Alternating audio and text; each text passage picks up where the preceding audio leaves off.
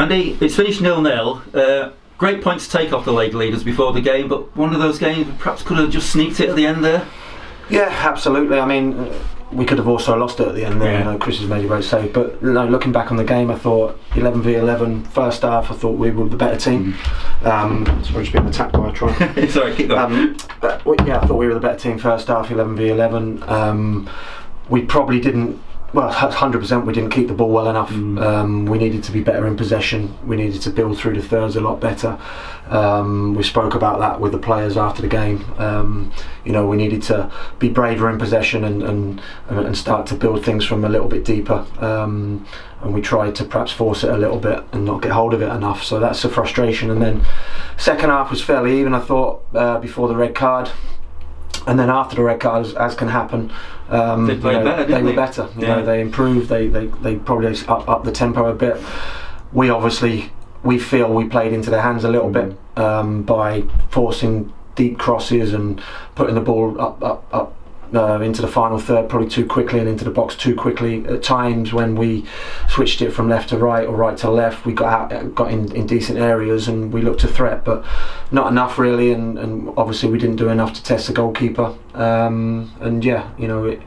It's a funny one, but we'll take the point. It's the high and the low, isn't it, really? Because like I said before the game, I think we're happy with a point, and they've been going great. They won the last 4 games. We're on a run of 3 games on a row, so it was always going to be one of those games that it could go either way, really. Yeah, absolutely. I mean, we've worked hard on them this week. We looked at every goal they've scored, and every goal they've scored. All 19 goals they've scored has either come from a cross, a corner, a free kick, or a throw. Really, yeah. So we knew it was going to be, the Alamo into the box. It was, and I thought we defended fantastically well. I thought Harry Flowers outstanding, was superb. I know the gaffer spent an hour and a half on the phone to him yesterday, and I think he saw that. I think the gaffer was asking him to be more of a leader, more of an aggressor, more physical, and I think he wanted people to come away going, Harry Flowers, not only looks like an imposing figure, but when you're playing against a team like Tamworth who put it on you, he stands up and he's counted, and the amount of headers and first contacts he got was fantastic. So I thought him and Deck came into the side, and he tired a little bit towards the end, but I thought they dealt well with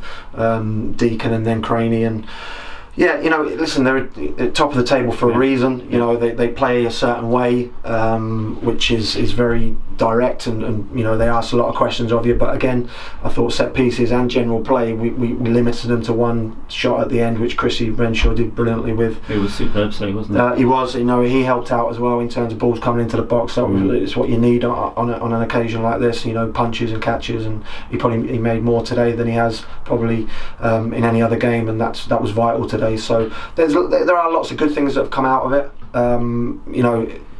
We are frustrated and we are a little bit disappointed, but it's 10 points from 4 games, which is a fantastic return. It's another clean sheet, so we have to look at things that we could have done better, and there's lots of it, but we also have to look at the real good things and the good points that have come out of it. Without going on too much about the referee, I lost count of the cards today. I think we had 9 yellows, 1 red, manager centre. It was happening, wasn't it? That seemed to disrupt the flow a little bit, didn't it? It was just stop, start, stop, start. Yeah, and I don't think it was particularly that type of game. No, there was bad tackles or anything like that. So it's unfortunately they're taking a little bit of emotion out of the game because they expect players not to react to a situation, and they're in the heat of a battle out there, and something happens. If a player throws his hands up in the air, they're getting yellow cards now, and if you're going to stop that, you're going to stop emotion in football. So that's frustrating. The gaffer's hardly done anything, but the rule is now apparently that if you stop a delay a retake or a restart, then it's a red card. But there's surely other problems and bigger things to worry about than that's that. got to be consistent though, hasn't it? I've seen that at grounds this season, but nothing has happened. Jim just put the ball behind him, and the whole thing's got to be consistent. And listen, I like the fact that kicking the ball away has been. I like that. That's fine. Absolutely. Because that helps the game, and that is black and white really. But there's so many subjective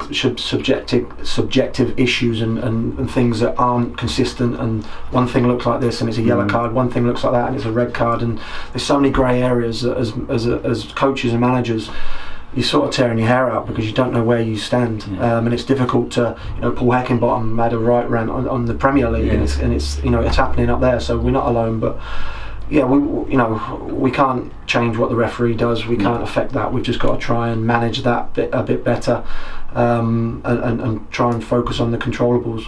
Yeah. Can I just ask you about a few of the players, the ones that are out really? Yeah. Any updates on Jordan Archer?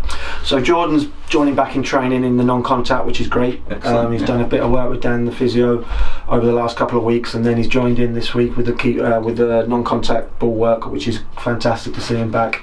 I don't know how long he's going to be, but real good signs. There's a little bit of stiffness, I think, in the knee still, but that's going to be there for a little while.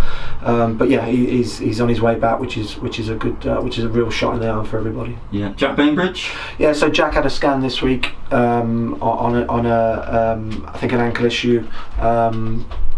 But he's okay. He would have trained. He trained this week, but he's just got a little bit of discomfort in there, so he's not 100%. So, we're going to have a look and wait for the scan results and see where Jack is. So he should be back soon as well. Yes, so it'd be good to get everybody back at once, wouldn't it? Yeah, absolutely. Obviously Jordan's been a long-term one that we've missed out on, and Matty Thompson's back in the squad, so we've got options now. We've got competition for places, which is good. We've got a couple of boys out on loan getting valuable minutes, and Sam and Connor, and we people are now looking over the shoulder, and I think that's been important. And I think that's helped with the results and performances and of individuals. So we're okay. We're in a good place. We know where we need to be better, but you know what. We whilst right now it's a little bit disappointing, we've taken a good point off an organised side, off a side that are in the ascendancy, the side that are top of the table, so we can't be too discouraged. You got a week off now? Have you plans for the week? No week off. You never have a week off, will you, Andy? No, we'll be looking at the game and looking. I'm sure we'll be at a game next Saturday, and all preparations go now. Bishop Stortford, I think, is next. So we've got I missed Saturday. I thought every Saturday was a 4-hour journey on the coach. But no, we'll look forward to that. There's a couple of knocks and a couple of bumps and bruises, but one or two I think looked a little bit leggy at the end. So maybe a couple of weeks rest now won't be a bad thing. But yeah, we'll look forward to the next one. Brilliant. Well, maybe a bit frustrating today, but I think a point before the start would have taken it. Absolutely. Brilliant. Thanks, Andy. Thanks, Rob.